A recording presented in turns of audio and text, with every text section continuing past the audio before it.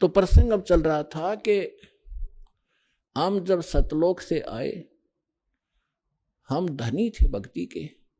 इस काल भगवान ने अपने ऊपर रेस्टोरेंट बना रखे हैं, स्वर्ग महास्वर्ग। प्रत्येक जो भी देव है उन देवों के अपने लोक हैं अलग से, जैसे विष्णु लोक, शिव जी का लोक, ब्रह्मा जी का लोक और गणेश जी का लोक, ऐसे। तो वहां इन्होंने अपने रेस्टोरेंट बना रखे हैं। वहां जो विष्णु जी का पुजारी वहां जाएगा, उसने जितने पुण्य किए हैं, भक्ति की है भगवान की, तो उसका टैक्स लेगा वो उस रेस्टोरेंट में 10%, किसी ने 20% उसकी पुण्य कमाई से। और वहां सब सुविधाएं उनको देंगे जैसे होटल में होता है। पैसे उसी के होंगे, खर्च पुण्य उसी के होंगे। उन पुण्यों से भी 10-20% वो ये देवता हम आपसे टैक्स लिया करते हैं। और जब आपकी वहां पूंजी समाप्त हो जाएगी, पुण्य समाप्त होती है, आपको 84 लाख योनियों में गधे कुत्ते जो भी संस्कार हो वहां भेज दिया जाएगा। और अब हम जो सतलोक कैसे जाएंगे, हमारी भक्ति शास्त्र अनुकूल ना होने से हमारे पूर्व जन्म के जो संस्कार थे वो सतयुग त्रेता द्वापर में अक्षीण हो गए।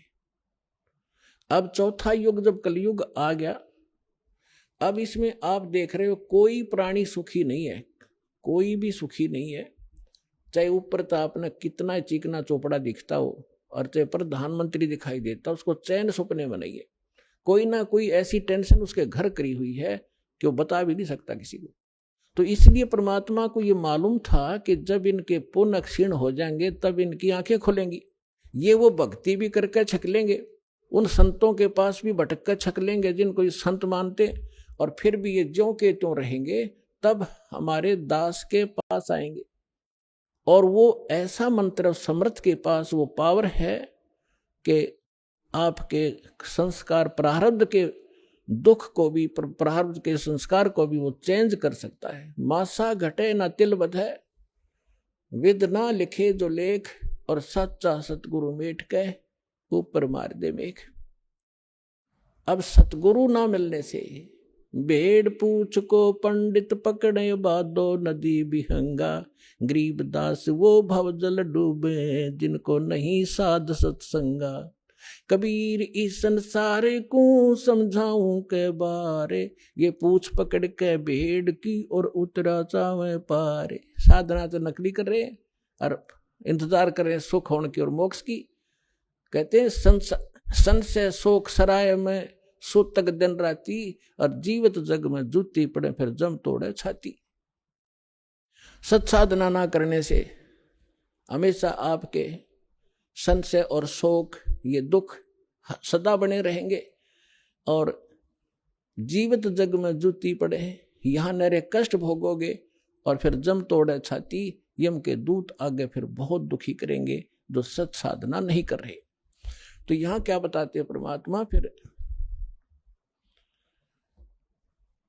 अब जो साधना आप कर रहे थे वो शास्त्र विरुद्ध थी, और जिन भगवानों पर आप सीमित थे वो भगवान कंप्लीट नहीं थे, वो स्वयं नाशवान है, उनकी जन्म मृत्यु होती है। लेकिन सतगुरु मिलने से तत्व ज्ञान का हमें प्रकाश होता है, उसके आधार से फिर हम अपने उस मार्ग पर चलते हैं। कबीर साहब कहते हैं, पीछे लग गया जाऊं था मैं लोक वेद के साथ, रस्ते में सतगुरु मिल गए वो दीपक दे दिया हाथ।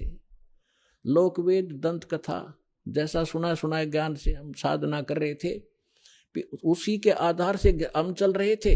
हम अपने ऊपर उदाहरण देकर हमें समझा रहे कि पीछे लग गया दाऊं था मैं लोक वेद के साथ, रस्ते में सतगुरु मिल गए और दीपक दे दिया हाथ। ये तत्व ज्ञान रूपी टॉर्च दे दी, लालटेन दे दी। अब इसकी रोशनी में हम गड्ढों में, बोझड़ों में, कांटों में नहीं जाएंगे, इसके प्रकाश से हम सुमार्ग पर चलकर मंजिल पर पहुंच जाएंगे। अब हम आप बताते हैं जो आज प्रसंग शुरू किया था कि हम यहाँ किस लिए जन्मे हैं, हमारा उद्देश्य क्या है, हम क्यों जन्म मर रहे हैं, हम अपने बच्चों के लिए अपनी संपत्ति के संग्रह करने के लिए सारा जीवन न्यौछावर कर देते हैं,